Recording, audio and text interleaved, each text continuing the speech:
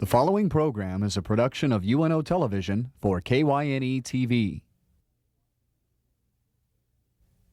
Consider This with Carol Schrader is made possible with support from Allegiant Health and by Nebraskans for Public Television.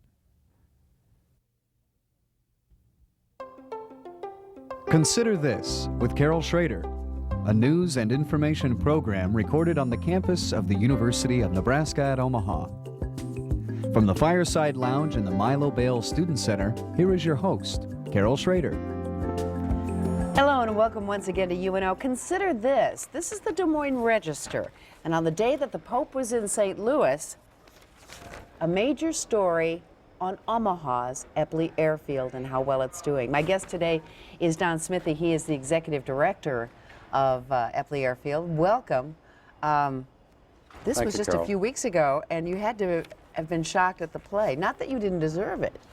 Well, yes, the fact that we appeared with the Pope was certainly distinguished, and But that means you're a headliner. I that mean, if is you're correct. The subject apparently was on the minds of a lot of people, and the reporter elected to put it on the front page, which is a little unusual, and I haven't seen a cartoon caption normally on the front page of the Des Moines Register. Yep, they had a cartoon and everything. 2 nights in a row, you had what would be We've had considered a local stories. lead story.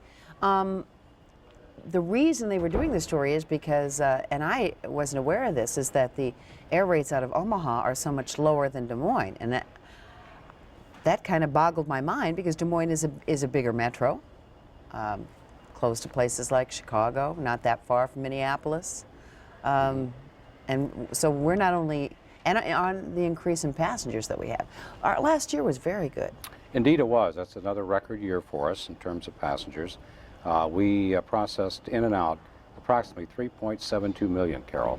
That's an all-time record for Eppley as long as going back to 1950.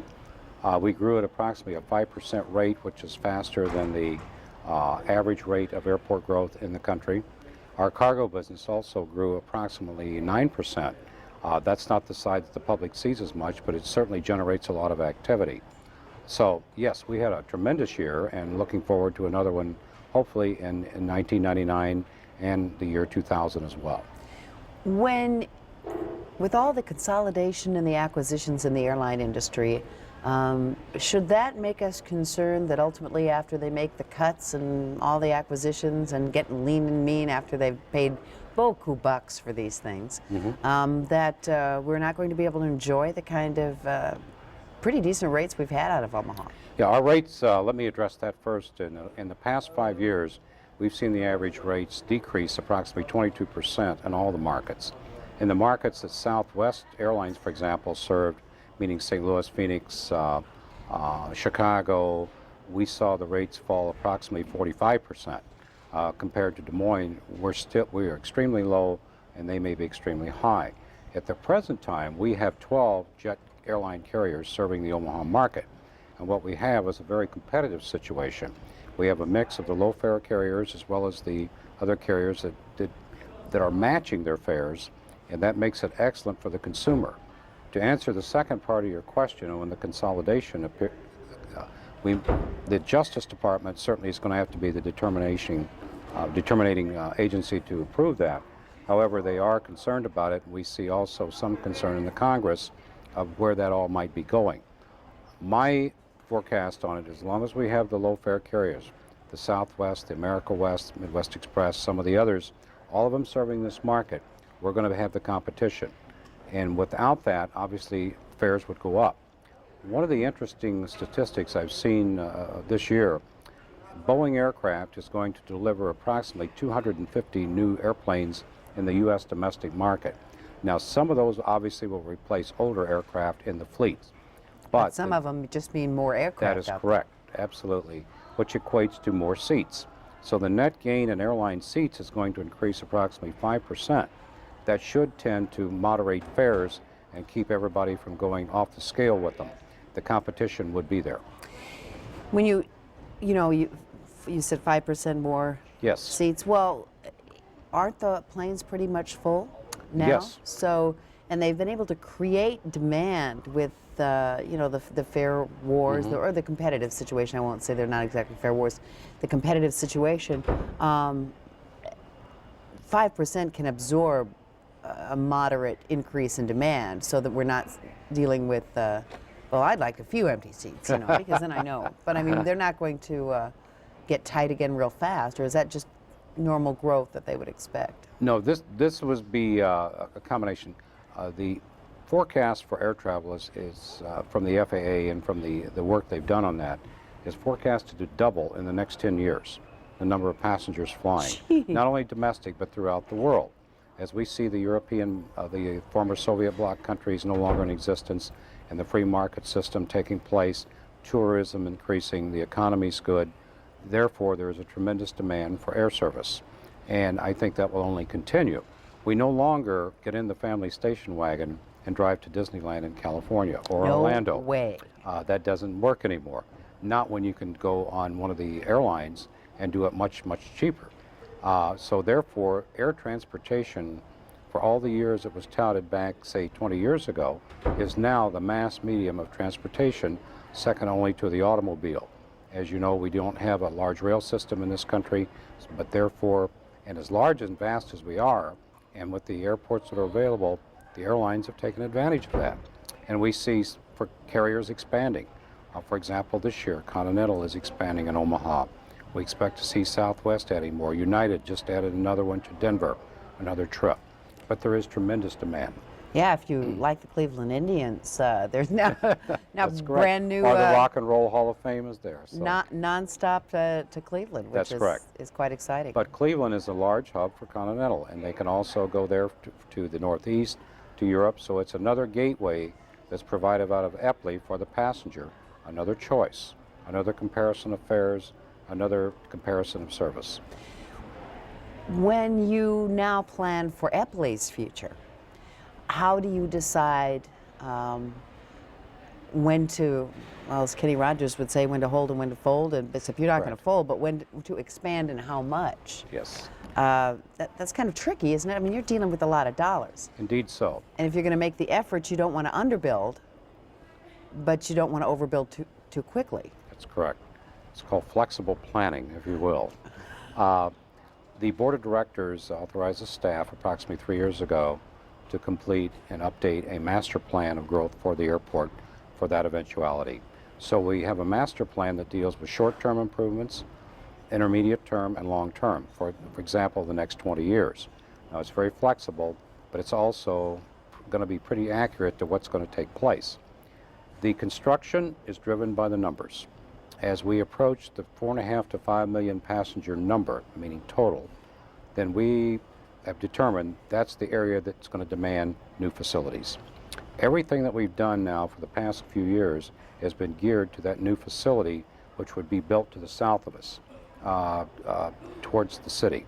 And the facility would be a 2-level opposed to the 1 level that we have today. Ultimately, it could be expanded to cover 60 gates, 60 airline gates or passenger loading bridges. We currently have what? 20. 20. That's correct. We have the first 10, which I remember so well. 1960s vintage.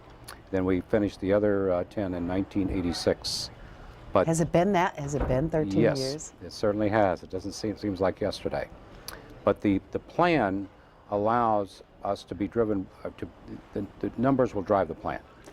Now, as I look at the plan, I see what is the current facility looks kind of teeny-weeny compared to kind of what you've got planned to the south. To the south. That is correct. What we would have would be ideally what we don't have now, and that would be upper level for departures, lower level for arrivals. That separates the pedestrian traffic from the automobile traffic or the vehicle traffic that we have now. As you know, at peak periods, our front drive becomes extremely congested. Oh yes, and your security there yes. is very good in keeping it moving. They work very hard at it, but we would also like to make it much more convenient. So the new facility would offer that convenience. It would also provide additional security requirements and so forth that's mandated by FAA.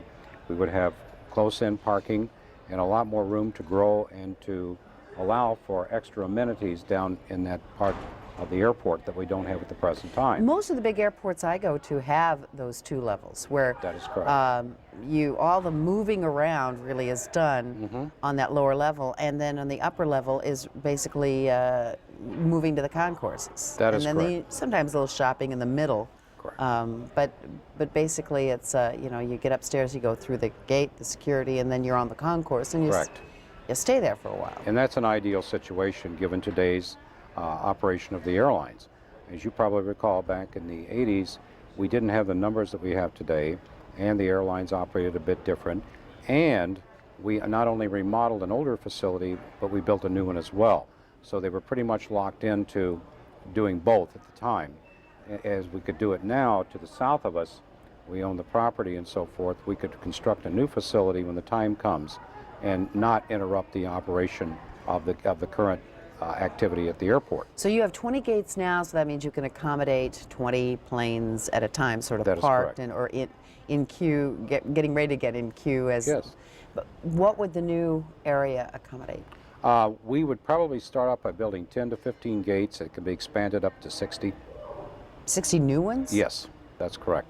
Ultimately, at its ultimate expansion, approximately 66 gates, if needed. You must have a feel for not just the economic side of the industry, but how Omaha is perceived. And I mean, obviously, judging from the Des Moines article, at least Des Moines perceives Omaha Correct. as darn lucky and probably darn good at what they do. But how does the industry perceive Omaha? It's perceived as a very, very good market from the airline standpoint. We have all the major airlines pretty much serving this market. I can pretty much be assured that they are making money here. It's profitable business for them. The Omaha economy is good, the city economy is good, and the region is good. We are also very fortunate to be at the crossroads of two major interstate highway systems, I-29 north and south and I-80 east and west. That still counts for And something. that really counts for something. We have good surface access to the airport, and that's very important. Our market area does not only exists here, we believe that it's probably in the 250-mile radius of Omaha. For example, a lot of our traffic comes from North and South Dakota, southern Minnesota, pretty much all of western Iowa, and to some extent even in eastern Iowa. Also northern Missouri, all of Nebraska. So we're drawing from a large, large area. Given the metro area size that we have, obviously 500,000 to 600,000 would be difficult to support that type of airline service. But when you look at the real market in terms of numbers and the radius to Omaha, then we see 2.5 to 3 million passengers out there. What does this bode for Lincoln, and how does Lincoln relate to Omaha in terms of the flights that it gets in? I know I've met a lot of people that have hiked up from Lincoln to fly out of Epley. Well, Lincoln has a tremendous airport. It's a very nice facility. They have, I think, two major airlines serving it, but it's always difficult. Neither one of them happen to be a low-fare airline. Our fares to Chicago, for example, which is one of our top destinations in our top 25 markets, and Phoenix and Las Vegas are obviously quite less. They have an element of service there, but when you think about it, when the interstate highway connected Omaha to Lincoln, the drive from the airport, from the city to here, is probably shorter in some cases than in areas of Los Angeles that people would have to commute to get to their airport. Or if you lived in Marin County, same way in San Francisco. Or if you lived in some places in New Jersey to get to John F. Kennedy Airport in New York. So therefore, we've made it very easy to get here. But it does give the passenger the selection of the service, and also gives them the low fares. And it's up to them, obviously their decision, which airport to fly out of. Do they want the convenience? They can ask themselves the questions and then decide. For the most part, airline decisions are made upon economics. It's one of the most perfect economic models you could have for a student, because as the price goes down, the number of passengers goes up, and vice versa. So economics pretty much dictates the market and how it works. We are now very competitive with Kansas City, and I remember Indeed. a time when we would drive down to Kansas City Yes, to take a plane. that is correct. What the effect was, Southwest Airlines, to a great extent, and there were some others, but predominantly Southwest. And we spent approximately, the board and staff, about 7 years convincing Southwest that people would drive that far. When we first approached them, well, people won't drive 2.5 hours to get to an airport. People here in this part of the country, that's not a long drive, not given the interstate highway access that we have. But once we were able to sell that, we were the only airport or the only city that they began service in the whole year of 1995. It's been very successful for them, and now the other airlines have picked up on that as well, and you can serve a large market area right from here. And given the capital investment in new airplanes and the cost of actually setting up an airline function at an airport, the larger the market area, obviously, the more you can spread those costs, and therefore the more profitable it is. When we look at Southwest, we look at a, I won't get the verbiage right here, so help me out. Okay. I wouldn't call it a discount airline, but I would call it a, what would you call it? They have a lot of planes, move a lot of people, and therefore keep the rates kind of low. What would you call that? Okay, they're often described as a low-fare carrier. Okay. I don't want to make them They sound also cheap are unique in that they have a linear route system. They don't use the hub and spoke system like some of the others. Their routes are linear. For example, some of the flights would originate in Chicago to Omaha to Phoenix and on out to the West Coast. But they did not adopt the hub and spoke system as many of the others did. Now, how do they compare to?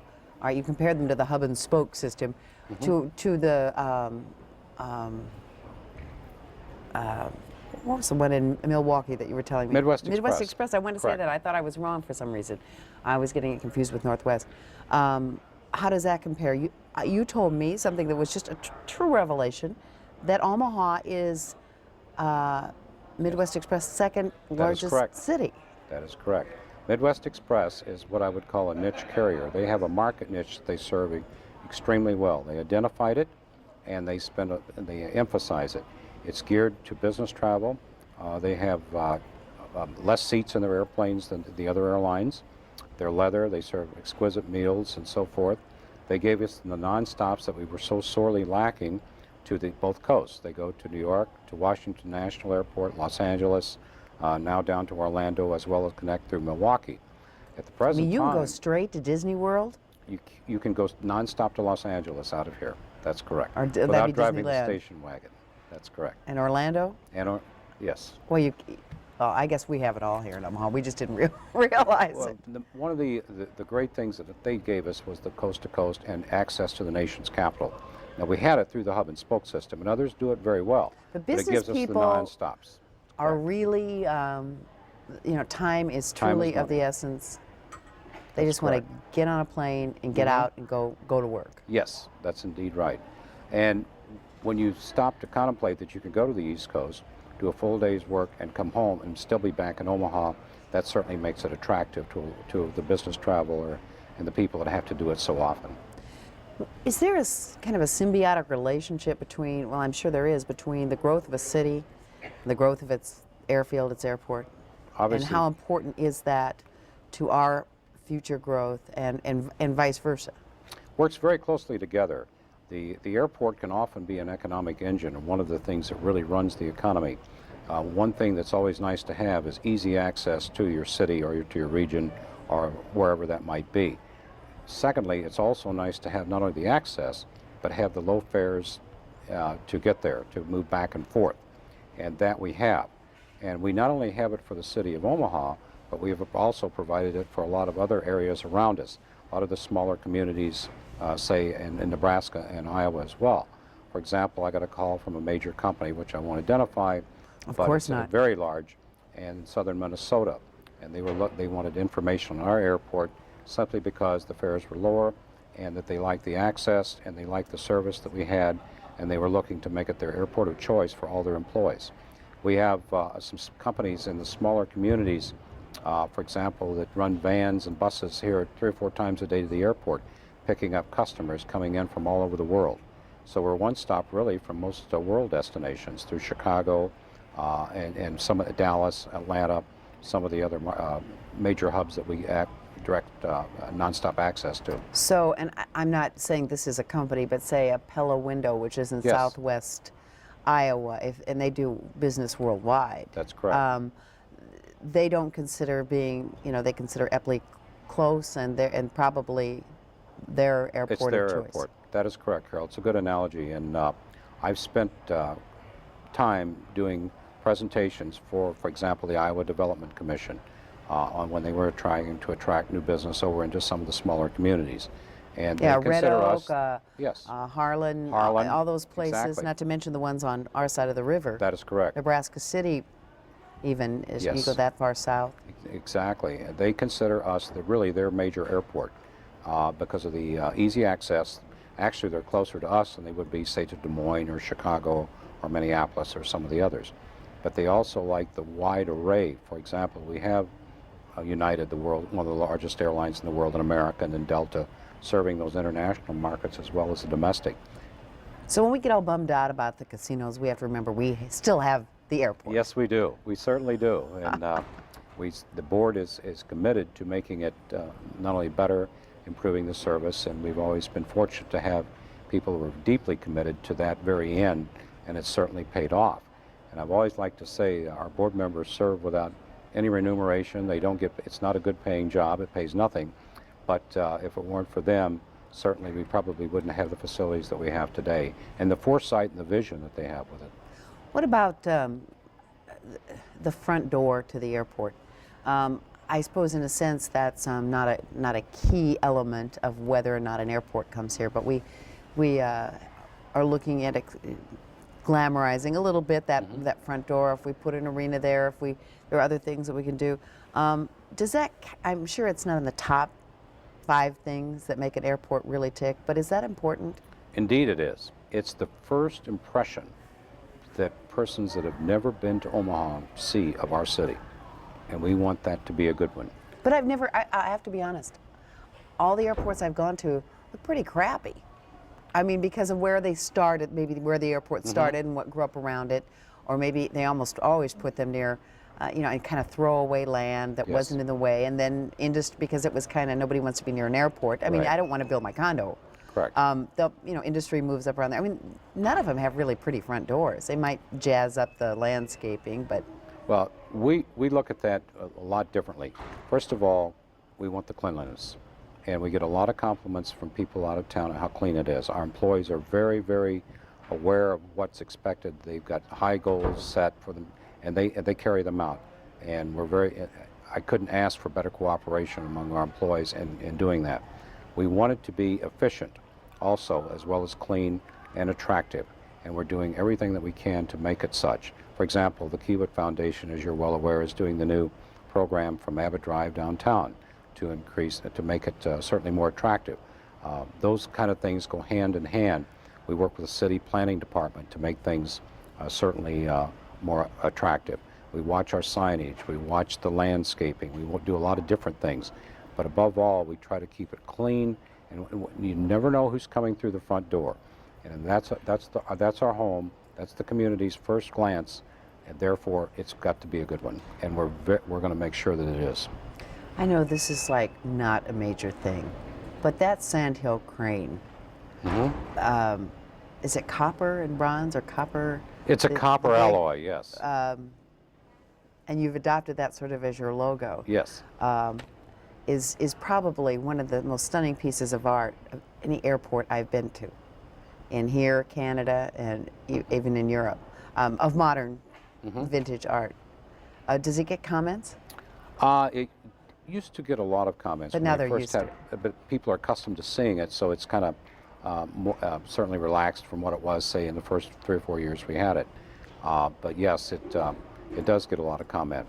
What gets the most comments, oddly of all, from the people that use it, are the floors. We have terrazzo floors in the terminal, which most new facilities they'll use carpeting, and we have a lot of carpeting. But the glow or the floors or the cleanliness, that seems to get more compliments than anything that we have. I can't remember where. I think it was the new Denver airport I went to. I had this sort of tile with these sort of little impressions and fish or something in them, and Yes. I go, what is this? Yes. It wasn't smooth to walk on. And of course, we never had problems with flushing toilets or baggage carrying machines Uh-huh. at Epley. So, Certainly hope not. but I mean, modern all the modern things they try to do sometimes is for the sake of being modern and different. That is correct. Well, a lot of airports are, and it's certainly their prerogative, that they may want to make a statement. This is the ski capital of the world, or for whatever. What you try to do is mix an airport, a terminal building, to be attractive, but also very functional, and thirdly, affordable, because it can cost a tremendous amount of money with the requirements that we have on it to build a new one. So you have to combine all those things together and put the right program together and the right designers and so forth to make it work for the airlines. Because when you really look at it, at an O&D airport, meaning origin and destination like ours, our passengers there are, if everything, the flights are on time, are there an average of less than 20 minutes. So they're not like a large hub airport where you're spending hours waiting to connect and so forth. Our passengers come here to originate. They also come here as their final destination. So therefore, ours takes on a different look than, say, a Denver or a St. Louis or a New York or major hub. We do have to do it differently. So you make the flow work very well for people. Make it easy for them as possible. Make sure the bag claims are easy to get to. Keep the distance short to the parking garage. All those things come into consideration. Are you afraid that getting bigger will make that more difficult? No, I'm not. I've recently seen some new facilities that make, even though larger, work very well. One of them is the new airport at Washington National, now renamed Washington Reagan. Also, one of the new Southwest terminals in St. Louis combines all those functions together. Very affordable, very functional, and yet very attractive. And so the technology's there, and we operate differently than we did at most of the airlines, I should say, 15 years ago. So therefore, we're able to combine the technology also with the human functions that are required and come up with a better product. As long as you have good bathrooms. You have about, Yes, about a minute left. What is, if you could dream pie in the sky, what would it be? At the present time, right now we're our airport has no taxing power and has not since 1959. Totally self-sufficient. We are dependent on the trust fund, the aviation trust fund, which the Congress controls, and that is not general taxation. It's funded from the ticket tax that you pay and also for fuel taxes. It was intended to make airport improvements, come back to the airports. So what do you think you need? We need the trust to be put back in the trust fund. They've taken the money and used it for other things other than airports. It's that simple. Keep your fingers crossed. We shall indeed. Do some good lobbying. Thank you very much. It's been a very pleasure, Carol. informative. Thank Don you. Smith, the Executive Director of the Omaha Airport Authority. Thank you for joining us. Thank you, too. See you next week.